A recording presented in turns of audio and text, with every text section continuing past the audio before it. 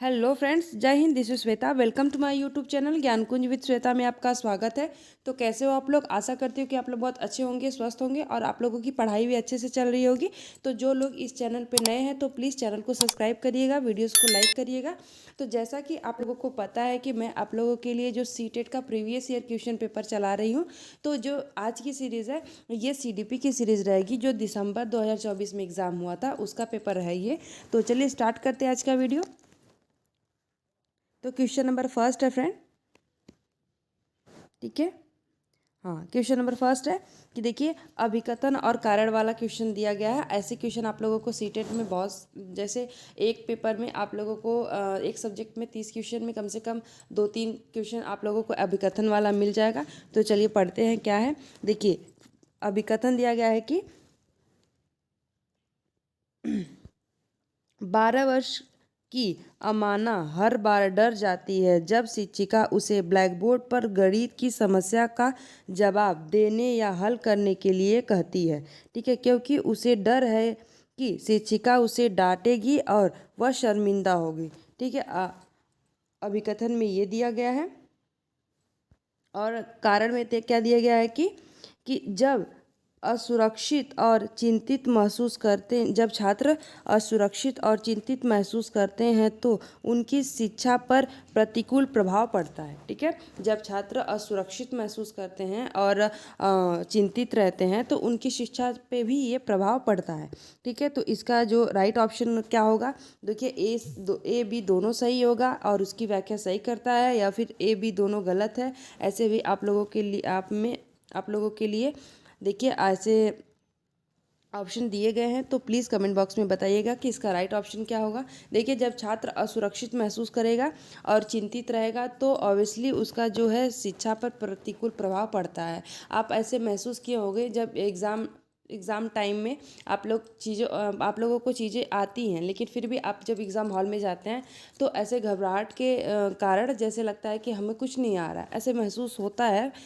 में भी किसी किसी को नहीं होता है, लेकिन अक्सर लोगों को होता है।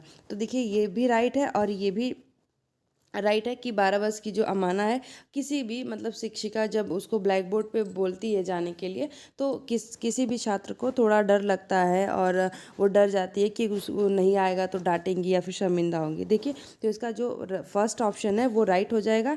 ए और आर दोनों ही सही है और ए की आर की व्याख्या करता है, ठीक है। तो नेक्स्ट क्वेश्चन पे चलते हैं। क्वेश्चन नंबर सेकेंड है, क्या है कि एक समावेशी कक्षा में शिक्षक, ठीक है। बस इतना दिया गया है। ऑप्शन पढ़ते हैं कि क्या है। ऑप्शन ए है बच्चों में कमियों की पहचान करता है और उसका सही ढंग से नामीकरण करता है। और सेकेंड ऑप्शन है अलग अलग शैक्षणिक क्षमताओं के आधार पर बच्चों को अलग करता है। और ऑप्शन थर्ड है कि बच्चों की विभिन्न आवश्यकताओं के अनुरूप पाठ्यचर्या और शैक्षणिक रणनीतियों को संशोधित करता है। और ऑप्शन फोर्थ है प्रतिस्पर्धा की भावना को बढ़ावा देकर बच्चों को बेहतर करने के लिए प्रोत्साहित करने की कोशिश करता है। तो इसका राइट ऑप्शन क्या होगा? देखिए, एक समावेशी कक्षा में क्या होता है, जो समावेशी कक्षा होता है वो सारे ही लोगों के लिए होता है, ठीक है। तो इसका राइट ऑप्शन क्या हो जाएगा? देखिए, इसका जो राइट ऑप्शन हो जाएगा वो ऑप्शन थर्ड हो जाएगा। इसमें क्या होता है कि बच्चों को विभिन्न आवश्यकताओं के अनुरूप पाठ्यचर्या और शैक्षणिक रणनीतियों को संशोधित करता है। देखिए, आप जो बच्चे हैं अलग अलग के टाइप के बच्चे होते एक क्लास में होते हैं, लेकिन सबके आवश्यकताओं के अनुसार, सबके आईक्यू लेवल के अनुसार शिक्षक को चाहिए कि उन्हीं के अनुसार जो पाठ्यचर्या और जो शैक्षणिक रणनीति है उसमें संशोधित करके उनको ऐसे सिखाए कि सारे ही बच्चों को आए। किसी को अलग करके या फिर किसी को क्लास से हटा करके चीज़ें मतलब ये करना और किसी का प्रतिस्पर्धा की भावना को बढ़ावा देना, ये सब चीज़ें सही नहीं है, पॉजिटिव वे में नहीं आती हैं। तो इसका जो राइट ऑप्शन है ऑप्शन थर्ड इसका राइट हो जाएगा। तो नेक्स्ट क्वेश्चन पे चलते हैं। क्वेश्चन नंबर सेकेंड है, क्या है थर्ड क्वेश्चन नंबर। देखिए, अभिकथन वाला क्वेश्चन दिया गया है। तो अभिकथन क्या है कि अभिकथन ए में लोकेश को एक संकल्पना, दिल्ली को दूसरी संकल्पना, भारत के उप समूह के रूप में वर्गीकृत करने में परेशानी होती है। और कारण क्या दिया गया है कि यह समझना कि भावनाएं स्मृति और सीखने को कैसे प्रभावित करती है, स्व विनिमय विनियमित सीखने को संसाधित कर सकता है। तो इसका राइट ऑप्शन क्या होगा? इसका राइट ऑप्शन क्या होगा? देखिए, इसमें भी आप लोगों को सही बताना है, या फिर दोनों सही हैं, या फिर दोनों गलत है, या फिर एक सही है एक गलत है। तो इसका देखिए, इसका जो क्या होता है कि यह समझना कि भावनाएं स्मृति और सीखने को कैसे प्रभावित करती हैं, स्व विनियमित सीखने को संसाधित कर सकता है। तो इसका जो राइट ऑप्शन हो जाएगा वो आप लोगों को हो जाएगा थर्ड का ए ऑप्शन राइट हो जाएगा। ठीक है, इसमें दोनों ही सही हैं, लेकिन दोनों ही सही है इसमें का। तो स्टॉप और व्याख्या भी सही करता है। तो नेक्स्ट क्वेश्चन पे चलते हैं। क्वेश्चन नंबर 4 है, जीन पियाजे के संज्ञानात्मक विकास के सिद्धांत के अनुसार। ठीक है, जो जीन पियाजे हैं उनके सिद्धांत के अनुसार क्या बातें सही हैं? ऑप्शन पढ़ते हैं। ऑप्शन फर्स्ट है, परिपक्वता जैसे जैविक कारक संज्ञानात्मक विकास में कोई भूमिका नहीं निभाता। ठीक है, परिपक्वता जैसे जैविक कारक संज्ञानात्मक विकास में कोई भूमिका नहीं निभाता है। और सेकंड क्या है कि सीखने के अनुभव बच्चों के संज्ञानात्मक क्रियाओं के वर्तमान स्तर पर निर्भर करते हैं। ठीक है, और थर्ड क्या है कि अनुभवों के माध्यम से सीखने के बजाय याद करने की प्रक्रिया को प्राथमिकता दी जानी चाहिए। देखिए, संज्ञानात्मक जो जीन पियाजे के संज्ञानात्मक विकास के सिद्धांत के अनुसार इसका जो थर्ड ऑप्शन है वो राइट हो जाएगा। ठीक है,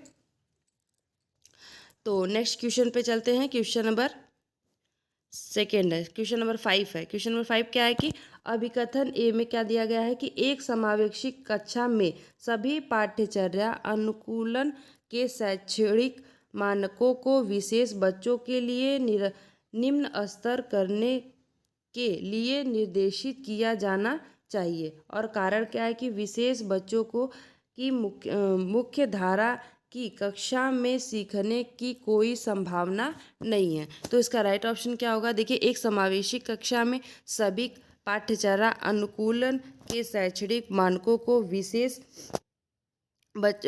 बच्चों के लिए निम्न स्तर करने के लिए निर्देशित किया जाना चाहिए। तो ये तो हो गया। और इसमें क्या है कि सेकंड में कारण में क्या दिया गया है कि विशेष बच्चों की मुख्य धारा की कक्षा में सीखने की कोई संभावना नहीं है। देखिए, इसका जो राइट ऑप्शन हो जाएगा, ऑप्शन दोनों ही गलत है। ठीक है, ऑप्शन 4 इसका राइट हो जाएगा। दोनों ही अभिकथन और कारण दोनों ही गलत है। तो नेक्स्ट क्वेश्चन पे चलते हैं, क्वेश्चन नंबर 6 पे। क्वेश्चन नंबर 6 है फ्रेंड, 10 साल की काकुली गणित के एक कठिन सवाल से जूझ रही है। ठीक है, जो 10 साल की काकुली है गणित के एक कठिन सवाल से जूझ रही है। उसके समस्या समाधान कौशल को बढ़ाने के लिए उसकी शिक्षिका क्या कर सकती है? ठीक है, वो गणित के जो सवाल हैं उसको लेकर के बहुत जूझ रही है, परेशान हो रही है। उसकी समस्या को समाधान करने के लिए एक शिक्षिका को क्या करने की ज़रूरत है? देखिए, ऑप्शन पढ़ते हैं। ऑप्शन फर्स्ट है, उसे समस्या का समाधान दें। और सेकेंड क्या है कि उसे समस्या को छोड़ने और अगले एक पर जाने के लिए कहें। और थर्ड ऑप्शन क्या है कि कोशिश करते रहने के लिए प्रोत्साहित करें और ज़रूरत पड़ने पर अवलंबन प्रदान करें। और ऑप्शन फोर्थ क्या है कि कड़ी से कड़ी सजा दे ताकि भविष्य में ऐसा दोबारा न हो। ठीक है, तो इसका राइट ऑप्शन क्या होगा? देखिए, कड़ी से कड़ी सजा तो हम नहीं दे सकते, ये थोड़ा निगेटिव वर्ड है, थोड़ा नहीं बहुत निगेटिव वर्ड है। हम लोग किसी को ऐसे जो टीचर हैं उनको क्लास में मारना पीटना ये सब चीज़ें निगेटिव होती हैं, ये सब नहीं करना चाहिए क्लास में बच्चों के साथ में। तो ये सब आप लोग ध्यान दीजिएगा। देखिए, जो सीटेट का एग्ज़ाम होता है उसमें आप लोगों को निगेटिव वर्ड भी ढूंढने पड़ते हैं। और क्या है कि आप लोग इसको इतना बड़ा ऐसा मत सोचिएगा कि क्वेश्चन बहुत बड़ा है, बहुत लेंदी है, तो मैं नहीं कर पाऊँगा या फिर मैं नहीं कर पाऊँगी। तो आप उसको बहुत शांत दिमाग से पहले आप उसको पढ़िए और उसको समझने की कोशिश करिए कि वो कहना क्या चाहता है। ठीक है, और सीटेट के एग्ज़ाम इतने भी हार्ड नहीं होते, हालांकि लेवल के होते हैं। मैं एकदम सिंपल भी नहीं बोलूँगी कि नहीं बहुत ही ईजी हैं, ईजी भी नहीं बोलूँगी। लेकिन ये है कि अगर आप इसको अच्छे से पढ़ रहे हैं, समझ रहे हैं, तो आप इसको कर लोगे। ठीक है, थोड़े तार्किक होते हैं। अब देखिए, जो कड़ी से कड़ी सजा दे ताकि, ये तो बिल्कुल ही गलत ऑप्शन है, अब इसको हटा दीजिए। और फर्स्ट ऑप्शन में देखिए, उसे समस्या समाधान दे, ये ठीक ठाक है, लेकिन आगे देखते हैं।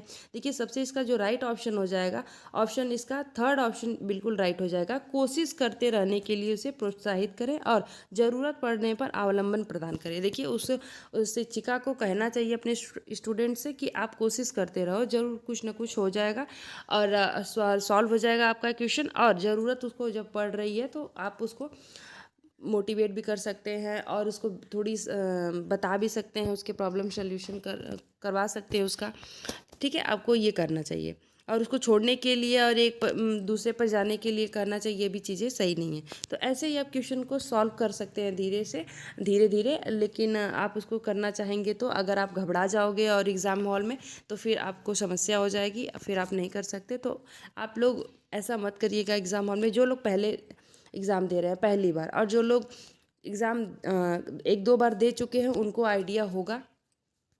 तो नेक्स्ट क्वेश्चन पे चलते हैं, क्वेश्चन नंबर 7 पे। क्वेश्चन नंबर 7 है, लेव वाइगोस्की के सिद्धांत का पालन करते हुए एक शिक्षक को, ठीक है, लेव वाइगोस्की का जो सिद्धांत है उनके अनुसार एक शिक्षक को क्या करना चाहिए। ऑप्शन पढ़ते हैं। ऑप्शन ए है, विद्यार्थियों द्वारा सांस्कृतिक उपकरणों के योग को प्रोत्साहित करना चाहिए। और ऑप्शन सेकंड क्या है कि विद्यार्थियों द्वारा कंठस्थ किए जाने वाले ज्ञान का प्रसार करना चाहिए। और ऑप्शन थर्ड क्या है, विद्यार्थियों को एक दूसरे के साथ प्रतिस्पर्धा करने के लिए प्रोत्साहित करना चाहिए। और ऑप्शन फोर्थ क्या है कि अपने विद्यार्थियों के साथ पारस्परिक अध्यापन का पालन करना चाहिए। तो इसका राइट ऑप्शन क्या हो जाएगा। देखिए अगर हम विद्यार्थियों को कंठस्थ किए जाने वाले ज्ञान का प्रसार करना चाहिए, ये भी चीज़ें गलत है। और विद्यार्थियों द्वारा सांस्कृतिक उपकरणों के उपयोग को हतोत्साहित करना, ये चीज़ें सही नहीं है, प्रोत्साहित करना चाहिए उसके लिए। तो देखिए इसका जो राइट ऑप्शन है, ऑप्शन इसका फोर्थ ऑप्शन राइट हो जाएगा। और उसे प्रतिस्पर्धा के लिए भी प्रोत्साहित नहीं करना चाहिए कि नहीं आप उससे आगे जाओ या फिर डिबेट करो उससे। तो इसका जो राइट ऑप्शन है उसका फोर्थ ऑप्शन इसका राइट हो जाएगा। ठीक है, इसका जो राइट ऑप्शन है ऑप्शन फोर्थ है। तो नेक्स्ट क्वेश्चन पे चलते हैं, क्वेश्चन नंबर 8 पे। क्वेश्चन नंबर 8 है। 8 क्या है फ्रेंड कि लॉरेंस कोहलबर्ग के सिद्धांत के बारे में निम्नलिखित में से कौन सा कथन सही है। ठीक है, तो सही ऑप्शन आप लोगों को चूज़ करना है लॉरेंस कोहलबर्ग के अनुसार। तो ऑप्शन फर्स्ट पढ़ते हैं। ऑप्शन फर्स्ट है कि यह बच्चों के नैतिक विकास की प्रगति के सटीक अवस्थाओं को निर्देशित नहीं करता है। और ऑप्शन सेकेंड क्या है कि यह प्रायोगिक विधियों द्वारा किए गए अध्ययन पर आधारित है। और ऑप्शन थर्ड क्या है कि यह बच्चों को दुविधात्मक स्थितियां प्रस्तुत करता है। और ऑप्शन फोर्थ क्या है कि यह नैतिक स्तर पर संस्कृति और जेंडर के प्रभाव को ध्यान में रखता है। तो इसका राइट ऑप्शन क्या होगा। देखिए जो लॉरेंस कोहलबर्ग का ये जो सिद्धांत है वो तीन भागों में बांटा गया है। तो आप लोगों को ये पता होगा कि इसमें यह बच्चों को क्या करता है कि दुविधात्मक स्थितियाँ प्रस्तुत करता है। ठीक है, दुविधा उत्पन्न करता है कि बच्चों में कि बच्चे ये सोचते हैं कि मुझे क्या करना चाहिए, ये करना चाहिए या फिर ये सही है या फिर ये गलत, ऐसे इनके सिद्धांत में हैं। तो ऑप्शन थर्ड इसका राइट हो जाएगा। ठीक है, तो चलते हैं नेक्स्ट क्वेश्चन पे, क्वेश्चन नंबर 9 पे। क्वेश्चन नंबर 9 है फ्रेंड, हार्वर्ड गार्डनर के बहुबुद्धि सिद्धांत का प्रस्ताव है कि क्या है। ऑप्शन पढ़ लेते हैं। ऑप्शन फर्स्ट है बुद्धि समय के साथ बदलती है। और ऑप्शन सेकेंड है बुद्धि मुख्य रूप से आनुवांशिक विरासत में मिलती है। और ऑप्शन थर्ड है बुद्धि को सटीक रूप से मापा जा सकता है और सटीक रूप से विधेय किया जा सकता है। और ऑप्शन फोर्थ है बुद्धिमत्ता अकादमिक सफलता का सफलतापूर्वक अनुमान लगाया जा सकता है। ठीक है, तो इसका राइट ऑप्शन क्या होगा। देखिए आप पहले तो बात है कि मुख्य रूप से आनुवांशिक विरासत में मिलती है, ऐसा तो बिल्कुल नहीं है। अगर ऐसी बात होती तो फिर अंबानी जैसे हैं वैसे उनके बच्चे भी होते हैं, ऐसा नहीं है। और कोई भी है अगर जो माइंड वाले हैं जो भी है आप समझ लीजिए कोई भी है तो उसके अनुसार तो विरासत में किसी के बच्चों को कुछ नहीं मिलता है। ऐसा नहीं है कि अगर बच्चा आईएएस ऑफिसर है, सॉरी उसके पापा आईएएस ऑफिसर है तो बच्चा भी आईएएस ऑफिसर होगा, ये ज़रूरी नहीं है। ठीक है, और देखिए सटीक रूप से उसको मापा भी नहीं जा सकता और ऐसा कुछ भी नहीं है इसका। देखिए जो राइट ऑप्शन हो जाएगा, ऑप्शन फर्स्ट इसका राइट हो जाएगा। ठीक है। यह जो बुद्धि है वो समय के साथ बदलती रहती है। तो नेक्स्ट क्वेश्चन पे चलते हैं, क्वेश्चन नंबर 10 पे। क्वेश्चन नंबर 10 क्या है कि निम्न में से कौन सा प्रदर्शन लक्ष्य अभिविन्यास का एक उदाहरण है। ठीक है, कौन सा निम्न में से कौन सा प्रदर्शन लक्ष्य अभिविन्यास का एक उदाहरण है। तो क्या है, ऑप्शन ए है, एक छात्र किसी विषय की गहरी समझ हासिल करने के लिए कठिन अध्ययन करता है। ठीक है, एक छात्र जो है वो किसी गहरी समझ हासिल करने के लिए कठिन अध्ययन करता है। और ऑप्शन सेकंड क्या है कि एक छात्र अच्छा ग्रेड पाने और दूसरे से बेहतर होने के लिए कड़ी मेहनत करता है। और ऑप्शन थर्ड क्या है कि एक छात्र शिक्षक से अधिक सीखने के लिए कठिन अध्ययन करता है। और ऑप्शन फोर्थ क्या है कि एक छात्र अपनी समझ को आगे बढ़ाने के लिए कड़ी मेहनत करता है। तो इसका राइट ऑप्शन क्या, कौन सा प्रदर्शन अभिविन्यास का एक उदाहरण है, लक्ष्य अभिविन्यास का एक उदाहरण है। ठीक है, तो इसका राइट ऑप्शन क्या है, देखिए इसका जो राइट ऑप्शन हो जाएगा, एक छात्र अच्छा ग्रेड पाने के लिए दूसरे से बेहतर होने के लिए कड़ी मेहनत करता है। ठीक है, ऑप्शन सेकंड इसका राइट हो जाएगा। तो नेक्स्ट क्वेश्चन पे चलते हैं, क्वेश्चन नंबर 11 पे। और देखिए फ्रेंड, आप लोग वीडियो के लास्ट तक बने रहिएगा, क्योंकि ये जितने भी क्वेश्चन हैं मैं आप लोगों का ये प्रीवियस ईयर करवा रही हूँ, जो आपके सी टेट के एग्ज़ाम के लिए मोस्ट इम्पॉर्टेंट है। आप लोग को, अगर आप लोग सी टेट का एग्ज़ाम जो प्रीवियस ईयर का है, अगर जितने भी साल का एग्ज़ाम में क्वेश्चन है और आपने से सारा क्वेश्चन जो सॉल्व कर लिया है, तो आप लोग समझ लिए आप लोगों का 80% एग्ज़ाम का प्रिपरेशन हो गया है। और जो आप लोगों को नहीं हो रहा है क्वेश्चन कि नहीं ये टॉपिक मैंने नहीं पढ़ा है, तो प्लीज़ आप लोग उस टॉपिक को जाके पढ़िए, फिर मतलब उस टॉपिक से क्वेश्चन हल करिए। आपका मैं गारंटी के साथ कहती हूँ कि आप लोगों का निकल ही जाएगा सीटेट, अगर आप मेहनत कर रहे हैं ऐसे इस तरीके से प्रीवियस ईयर सॉल्व करके। क्योंकि सीटेट एक ऐसा एग्ज़ाम है जिसमें से इधर उधर से क्वेश्चन आता ही नहीं है, बहुत एकाक आ गए में भी, तो नहीं तो ऐसे आते नहीं हैं। और जो भी है ये सिलेबस वाइज ही क्वेश्चन, इसका जो एग्ज़ाम में क्वेश्चन बनते हैं वो सिलेबस वाइज ही रहता है। तो आपको ये डरने की ज़रूरत नहीं कि कहाँ से ना, क्या पता कहाँ से क्वेश्चन देगा, ऐसा कुछ भी नहीं है। ठीक है, वो सिलेबस के अकॉर्डिंग ही क्वेश्चन बनाता है एग्जामिनर।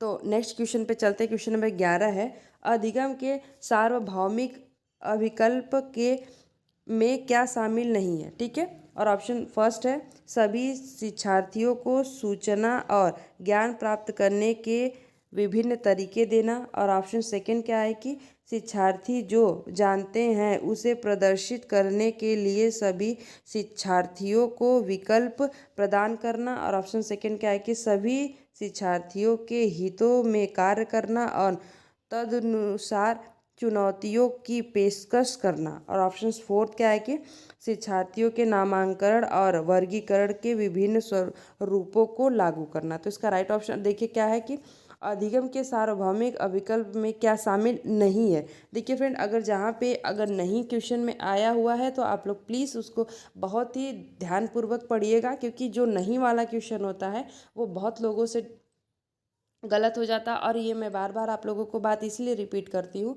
कि आप लोग इस चीज़ का ध्यान रखिएगा। ठीक है, तो देखिए क्या नहीं है पूछा है फ्रेंड। तो देखिए क्या है कि सभी शिक्षार्थियों को सूचना और ज्ञान प्राप्त करने के लिए विभिन्न तरीके देना, ये तो चीज़ें सही हैं।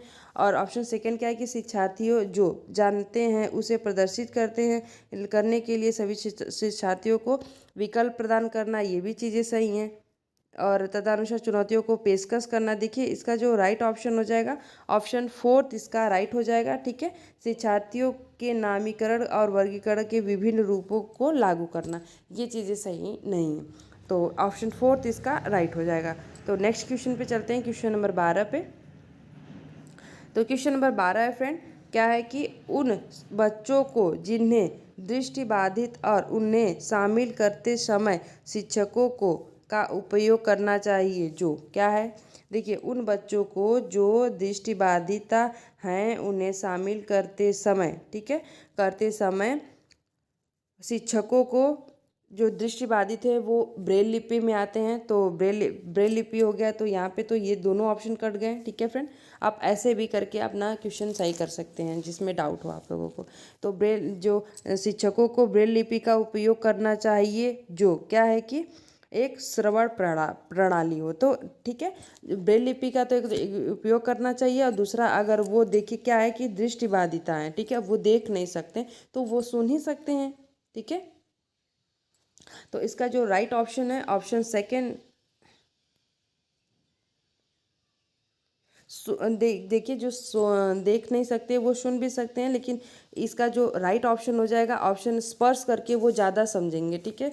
तो ऑप्शन ए इसका राइट हो जाएगा, वो स्पर्श करके ज़्यादा समझेंगे सुनने के बजाय। अगर वो स्पर्श करेंगे तो उनको ये भी पता चलेगा कि मतलब कोई भी अक्षर मैं जैसे बोल रही हूँ कि ए, तो ए अगर उनको मैं बोल रही हूँ और वो सुनने के साथ साथ वो उसको स्पर्श कर रहे हैं तो उसको ज़्यादा समझ में आएगा कि नहीं इसमें लिखा भी कैसे है ए, ठीक है। तो इसलिए इसका फर्स्ट ऑप्शन ज़्यादा राइट सही होगा। तो नेक्स्ट क्वेश्चन पे चलते हैं। क्वेश्चन नंबर 13 है। क्वेश्चन नंबर 13 क्या है कि विकास के आयाम के तहत भावनाओं, आत्मधारणा तथा परिवारों, साथियों और दोस्तों के साथ पारस्परिक संबंधों में परिवर्तन का अध्ययन किया जाता है, ठीक है। किसका परिवर्तन का अध्ययन किया जाता है फ्रेंड? तो इसका राइट ऑप्शन क्या होगा 13 का? विकास के आयाम, विकास के आयाम के तहत भावनाओं, आत्मधारणा, परिवारों, साथियों, दोस्तों के साथ पारस्परिक संबंधों में परिवर्तन का अध्ययन किया जाता है। भौतिक, संज्ञानात्मक, भाषाई या फिर मनोसामाजिक। तो देखिए इसका जो राइट ऑप्शन हो जाएगा वो ऑप्शन 4 हो जाएगा, मनोसामाजिक एक साथ। इसका राइट ऑप्शन सही हो जाएगा। तो नेक्स्ट क्वेश्चन पे चलते हैं। क्वेश्चन नंबर 14 पे, 14 पे देखिए आप लोग प्लीज़ कमेंट बॉक्स में कमेंट भी करते रहिए कि इसका जो भी राइट है, और जो भी आप लोगों का डाउट हो कि किसी भी क्वेश्चन में, तो प्लीज़ कमेंट बॉक्स में करके पूछ सकते हैं आप, ठीक है। और क्वेश्चन नंबर 14 क्या है कि निम्नलिखित में से किस विधि में शिक्षक और शिक्षार्थी अपनी भूमिकाओं का विनिमय करते हैं, ठीक है। कि निम्नलिखित में से किस विधि में शिक्षक और शिक्षार्थी अपनी भूमिकाओं का विनिमय करते हैं? तो ऑप्शन ए है अनुकूलित अधिगम, और ऑप्शन सेकंड है ग्रहणशील अधिगम, और ऑप्शन थर्ड है वर्णनात्मक अध्यापन, और ऑप्शन फोर्थ है पारस्परिक अध्यापन। तो इसका राइट ऑप्शन क्या होगा? देखिए इसका जो राइट ऑप्शन है जो क्या दिया गया है कि शिक्षक और विद्यार्थी अपनी भूमिकाओं का विनिमय करते हैं, तो ऑप्शन फोर्थ इसका राइट हो जाएगा, जो पारस्परिक अध्यापन करते हैं, ठीक है। तो नेक्स्ट क्वेश्चन पे चलते हैं।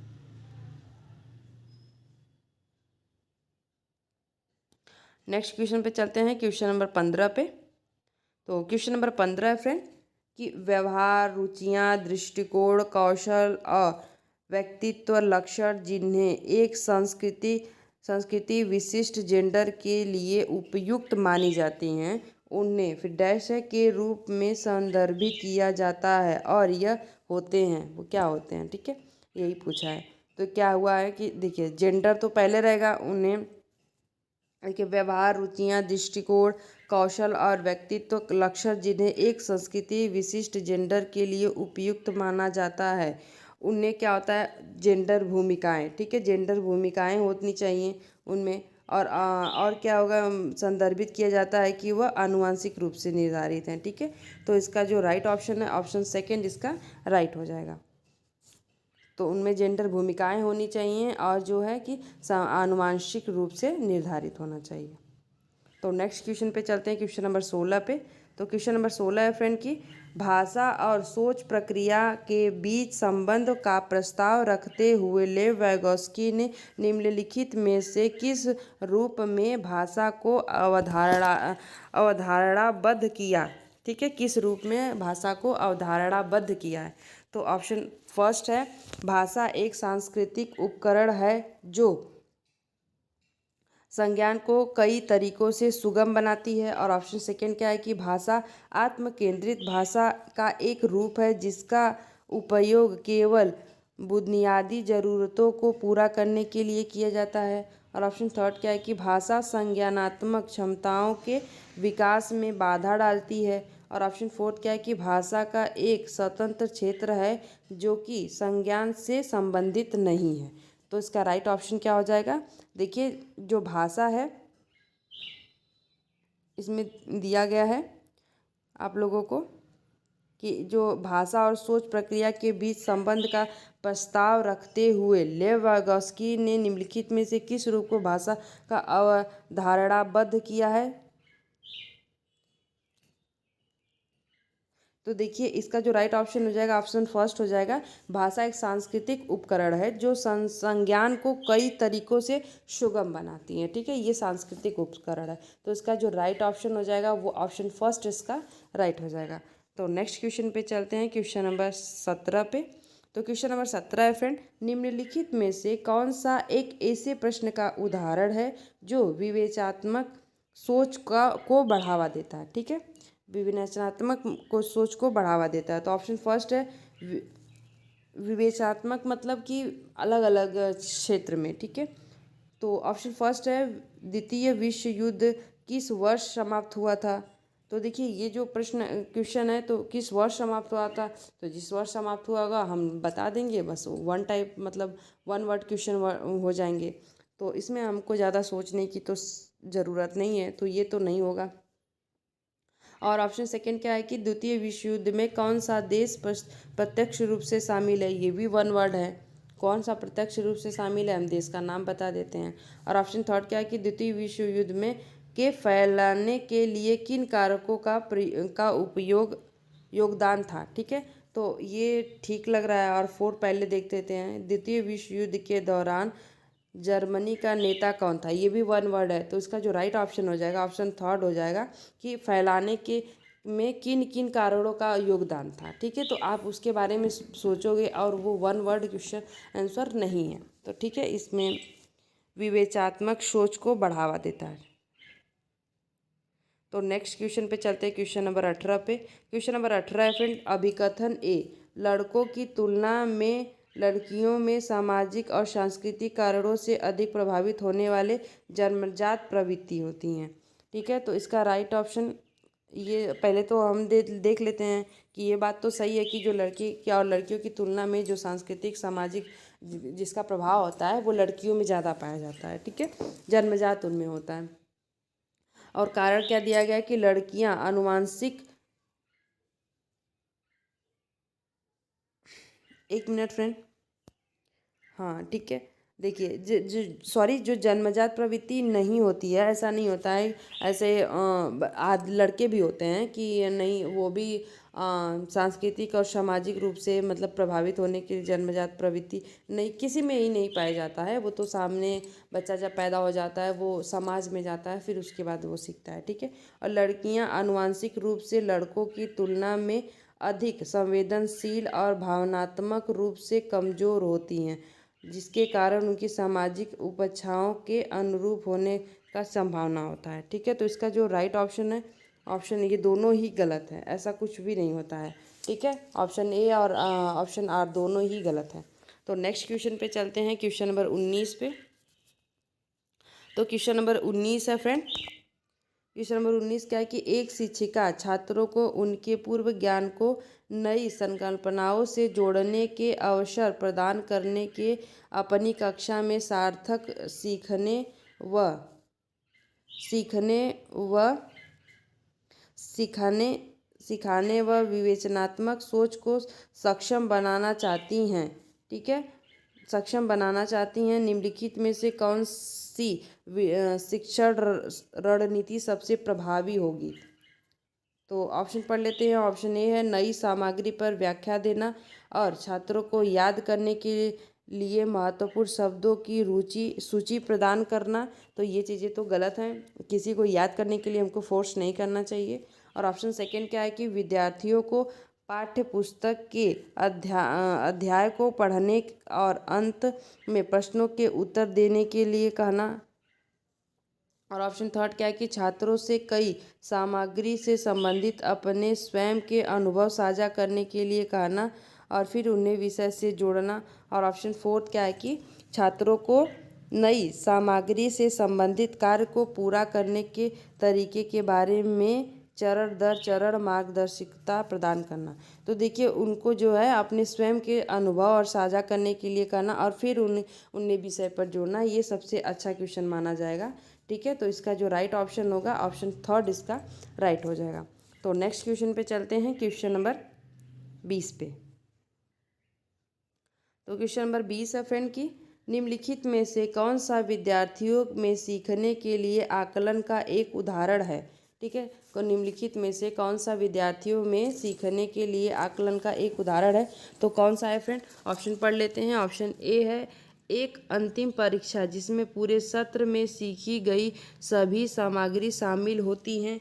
ठीक है, और ऑप्शन सेकंड क्या है कि पूर्व ज्ञान की जांच के लिए कक्षा की शुरुआत में एक प्रश्नोत्तरी और विचार मंथन। और थर्ड क्या है कि देश भर के छात्रों की तुलना करने के लिए एक मनोकृत परीक्षण। और ऑप्शन फोर्थ क्या है कि एक परियोजना की शुरुआत में छात्रों को दिया गया रूब्रिक यह रेखांकित करते हुए कि उन्हें एक निश्चित ग्रेड प्राप्त करने के लिए क्या करना चाहिए। तो इसका राइट ऑप्शन क्या होगा। देखिए, उनको जो है जो देश भर के छात्रों की तुलना करने के लिए एक मानकीकृत परीक्षा करनी चाहिए। ठीक है, तो ऑप्शन इसका थर्ड जो है वो राइट हो जाएगा, तीसरा। तो नेक्स्ट क्वेश्चन पे चलते हैं, क्वेश्चन नंबर 21 पे। ठीक है फ्रेंड, क्वेश्चन नंबर 21 है अभिकथन वाला क्वेश्चन है। क्या दिया गया है कि भय और तनाव का वातावरण बनाना छात्रों को संकेत और हरदम तैयार रखता है और सार्थक सीखने को सुरक्षित करता है। ये चीज़ें क्या सही हैं क्या गलत है, आप बताइएगा। अगर आप भय और तनाव का वातावरण बनाना चाहते हैं तो क्या वो संकेत करता है कि उन्हें हरदम तैयार रखता है और सार्थक सीखने की साधित करता है। ये टाइपिंग मिस्टेक है। और क्या है कि कारण में कि अधिगम केवल बाहरी कारकों द्वारा नियंत्रित होता है। अधिगम केवल बाहरी कारकों द्वारा नियंत्रित होता है। ये दोनों ही चीज़ें गलत है। ऑप्शन फोर्थ इसका राइट हो जाएगा। ए और आर दोनों ही गलत है सेंटेंस है। ठीक है, तो नेक्स्ट क्वेश्चन पे चलते हैं। क्वेश्चन नंबर 22 है। तो क्वेश्चन नंबर 22 है फ्रेंड की नई अवधारणाओं को पढ़ाने के लिए निम्नलिखित में से कौन सी प्रभावी रणनीतियाँ हैं। ठीक है, नई जो अवधारणाओं को पढ़ाने के लिए निम्नलिखित में से कौन सी प्रभावी रणनीतियाँ हैं, कौन कौन सी हैं फ्रेंड। तो ऑप्शन ए है उदाहरण प्रस्तुत करना। और ऑप्शन सेकंड है गैर उदाहरण प्रस्तुत करना। और ऑप्शन थर्ड है अवधारणाओं के बीच संबंधों के बारे में सोच को बढ़ावा देना। और ऑप्शन फोर्थ क्या है कि एक परिभाषा देना और छात्रों को इसे याद करने के लिए प्रोत्साहित करना। तो इसका राइट ऑप्शन क्या हो जाएगा।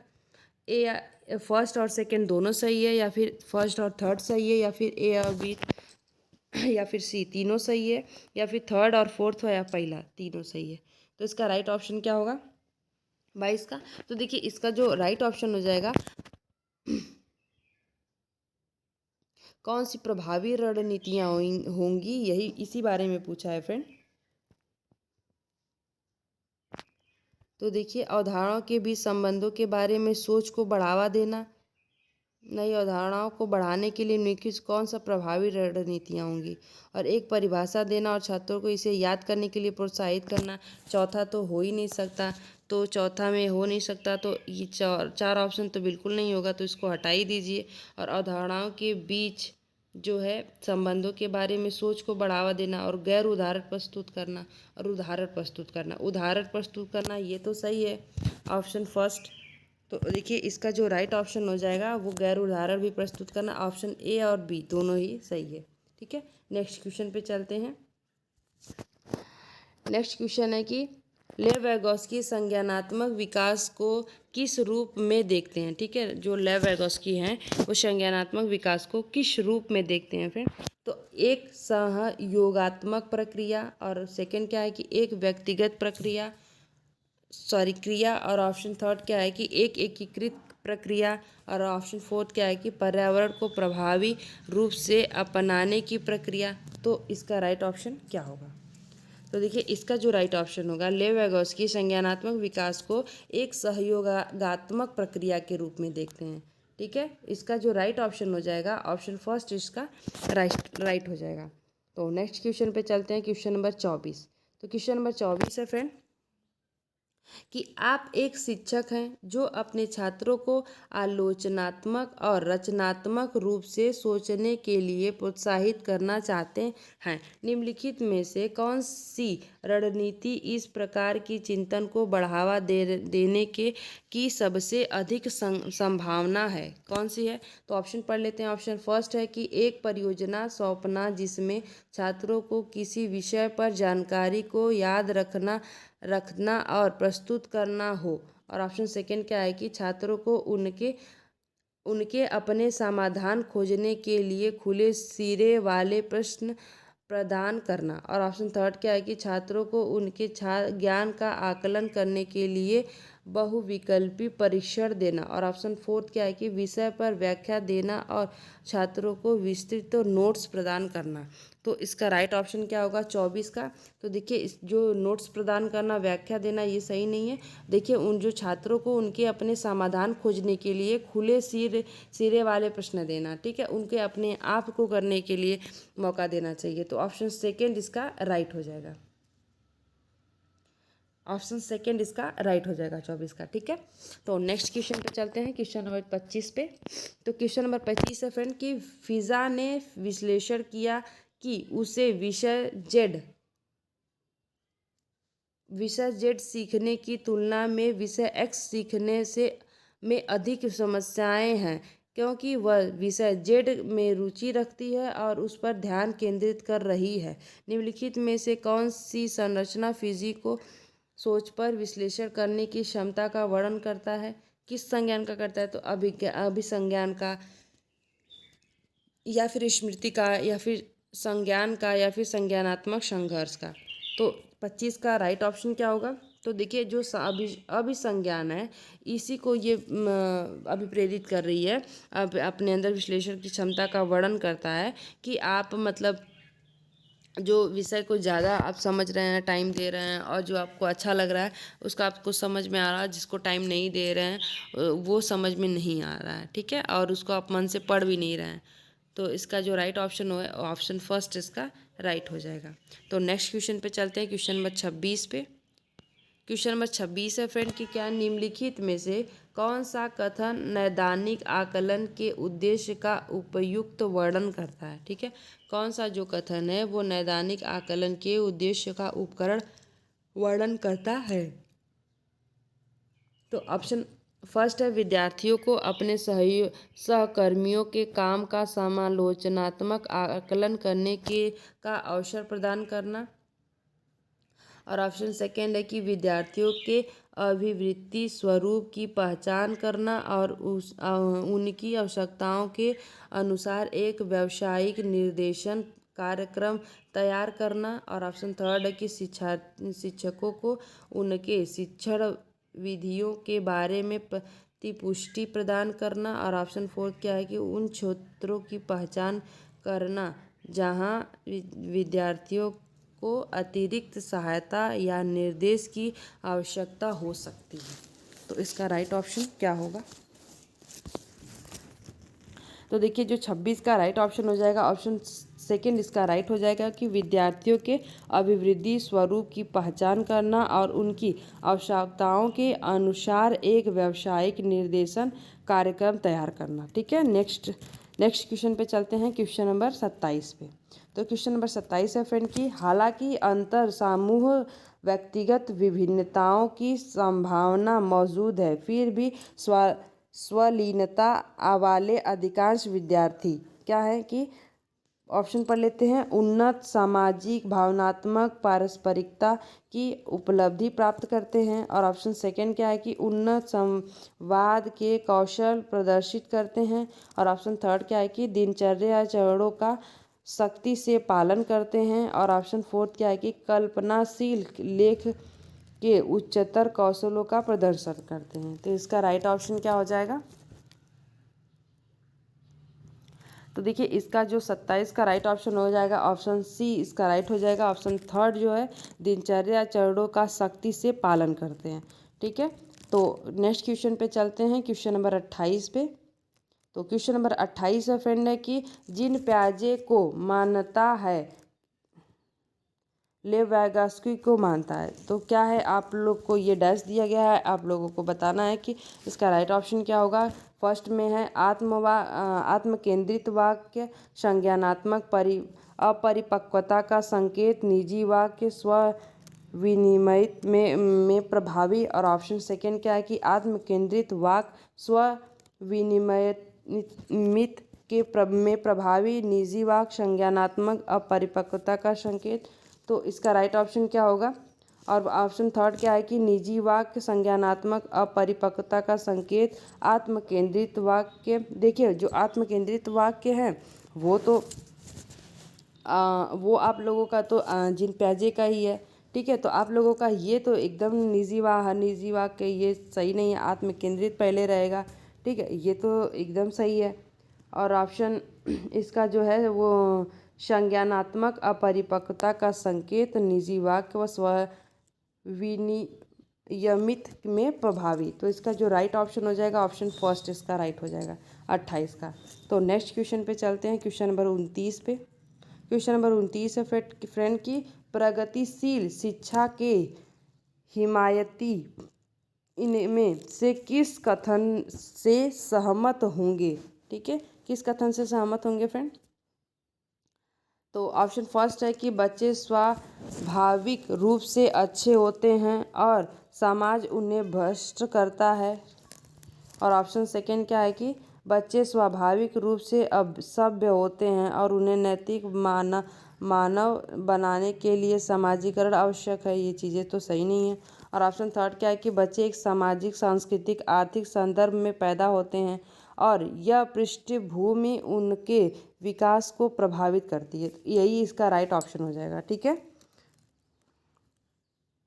तो नेक्स्ट क्वेश्चन पे चलते हैं, क्वेश्चन नंबर 30 पे, जो कि आज की वीडियो का लास्ट क्वेश्चन रहेगा फ्रेंड। क्वेश्चन नंबर 30 क्या है कि अभिकथन में कि प्रत्येक बच्चे को खेलने, प्रयोग करने और अपनी दुनिया की खोज करने के अवसर मिलते हैं। और ऑप्शन कारण क्या है कि बचपन एक सार्वभौमिक निर्माण है। तो इसका राइट ऑप्शन क्या हो जाएगा। ऐसा कुछ नहीं है, ये दोनों ही ऑप्शन गलत हैं, ऑप्शन डी इसका राइट हो जाएगा। तो आशा करती हूँ कि आप लोगों के लिए ये वीडियो यूज़फुल रहा होगा। और आप लोग जो भी प्रैक्टिस सेट ये कर रहे हैं, मैं और भी वीडियोस में, आगे आने वाले वीडियोस में मैं हर सब्जेक्ट के, साइंस के हो गया और सोशल साइंस के, और जो सेकंड पेपर है आप लोगों का, ये जो वीडियोस मैं करवा रही हूँ ये सेकंड पेपर का ही है। सेकंड पेपर का CDP का 30 क्वेश्चन था। तो आने वाले वीडियोस में आप लोगों को मैं पूरा ही सीरीज़ करवाऊंगी। तो प्लीज़ मेरे चैनल पे जो लोग भी चैनल को सब्सक्राइब नहीं किए होंगे तो वो चैनल को सब्सक्राइब करें, वीडियोस को लाइक करें और अपने फ्रेंड सर्कल में जो लोग भी एग्ज़ाम का प्रिपरेशन कर रहे हैं उनको सेंड करें। और अपना स्टडी करते रहें, अपना ध्यान रखें फ्रेंड। और मिलते हैं कल के वीडियो में नेक्स्ट टॉपिक के साथ। तब तक के लिए थैंक यू सो मच। जय हिंद फ्रेंड।